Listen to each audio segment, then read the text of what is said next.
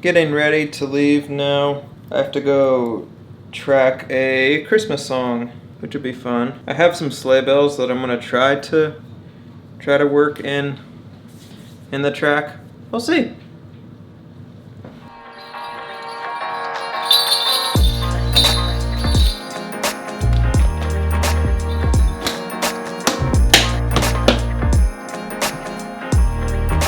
All right, I'm gonna go record drums.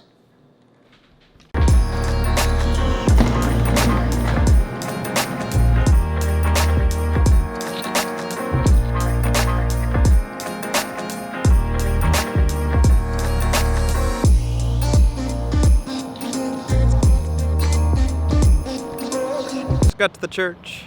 Gonna track one song today. Forgot I had a drum lesson before this though. So I'm gonna teach that and then track the song.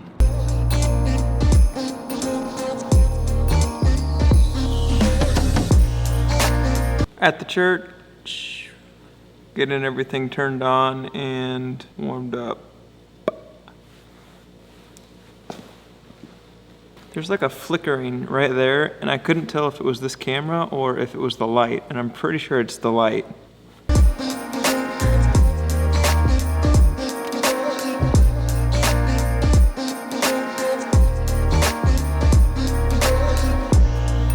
I'm gonna try a couple different things because the vibe of the song and the direction that I think it's gonna lean on like really big, like almost orchestral style drums. So what I'm gonna do is I'm gonna set up a couple different room mics and kind of take advantage of the natural reverb of this room. That way it just sounds a little better and the producer has a little bit more to work with. I'm also double miking the snare top, just a 57 and then a KSM9, just to give like that dynamic and condenser like blend if they like want to use either one, and then just a 57 on bottom. I'll run down all the microphones I'm using in a minute. All right, gonna run down the microphones right now. So for kick, I have the Beta 52A and the Beta 91. Just the stereotypical in-out kick drum combination. For snare top, I have a KSM9 gaff taped to a 57. Again, just to give two different top snare mics for the producer to choose. 57 on bottom, just standard. For Tom 1, I have just a Shure Beta 56A, just a stereotypical like Tom mic. For Tom 2, I have a Beta 98A on that guy. For hi-hats, I'm gonna try the SM7B just to see what happens. Overheads are KSM 137s, and the way I have them positioned, it's a perfect triangle. So the distance from the snare to this mic is the same distance from the snare to this mic, and then from each other too. So it forms a perfect triangle. For room mics so far, I just have a 58 back here. Let me just show you. For room mics,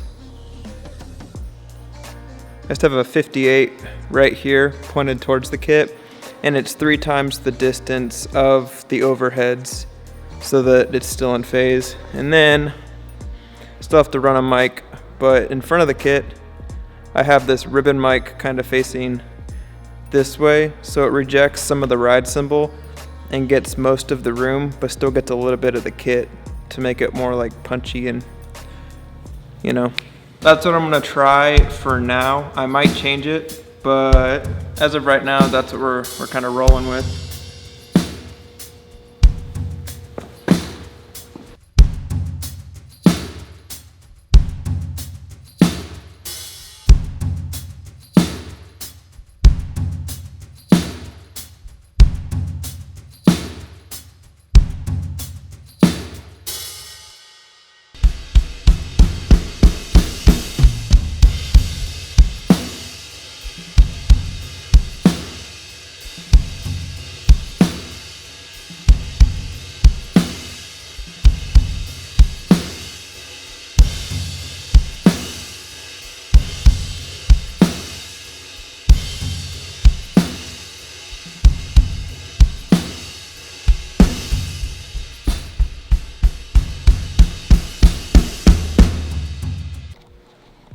Alright, I tracked the drums, got 2 takes. I might combine them because I think the back half of the second take is a little bit stronger and I liked what I did more. But now I'm gonna go into the mixing room just because it's easier to do it here sometimes.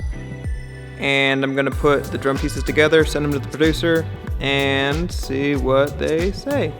I think it's good. I got a full kit take and then I got a percussion take too. Yeah. Alright, man. We'll talk later. Conference call.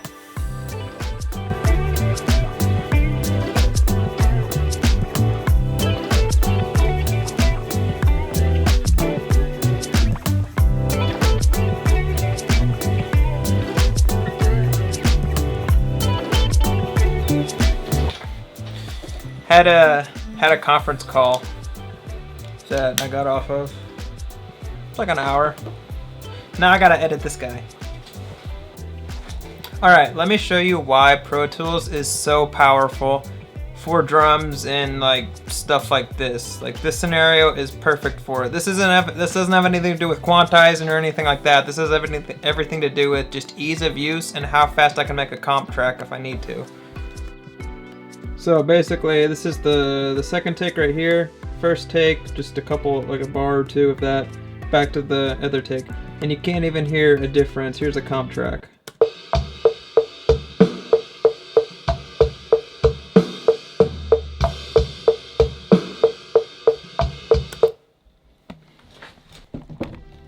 You can't even tell. You can't even tell those are 2 separate takes. One, because you have to play consistently, but you can't even tell those are 2 separate takes, and I literally just took it and shoved it up in the comp track area.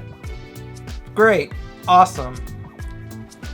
Bouncing a track for the producer so they can tell me what they like, what they don't like, or if I need to change anything or anything like that.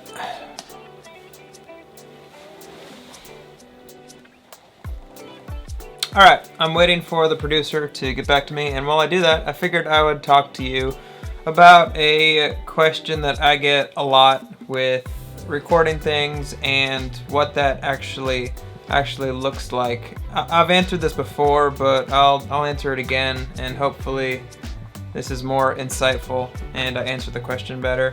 But anyway, the question that I get, like I said before, is like, what does your workflow look like when you get a song to you delivering it to the artist or the producer? And honestly, it changes and varies. There are some things that change and vary from project to project, but there are some things that I do every single time, no matter what I'm doing. Basically, the things that change is the mic placement and like the order that I track things in. Like typically I'll start with drums, but sometimes it makes more sense to start with percussion, depending on the song. And then obviously mic placement has the genre has a big factor on what kind of mic placement I'm gonna use, what microphone setup I'm gonna use, all of that stuff. But the things that don't really change are the processes preparing, like charting the song, getting 2 solid takes, comping the track if I need to, stuff like that. Other than those 3 things, everything else is kind of up in the air and is purely dependent on the song and the producer and how they want to work. Sometimes I send all of my tracks separately. Sometimes I group the percussion into a stereo bus and just send that stereo bus with the percussion. Some producers like that. Some producers want all the tracks. It really just depends on personal preference, and I'm just trying to make it as easy and as smooth as I can. Basically, just I'm being flexible. Hopefully that answered the question. I'm gonna pack up and get out of here.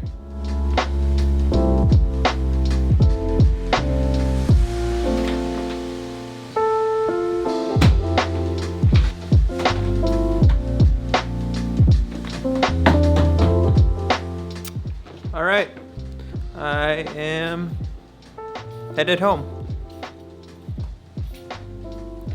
I don't know how much more I'm gonna be able to get. till I get home. The battery on this guy's almost dead. I'm gonna take that blinking red means that there's not a lot of power left. Still light outside. Not as dark as I thought it was gonna be. Look at that sky.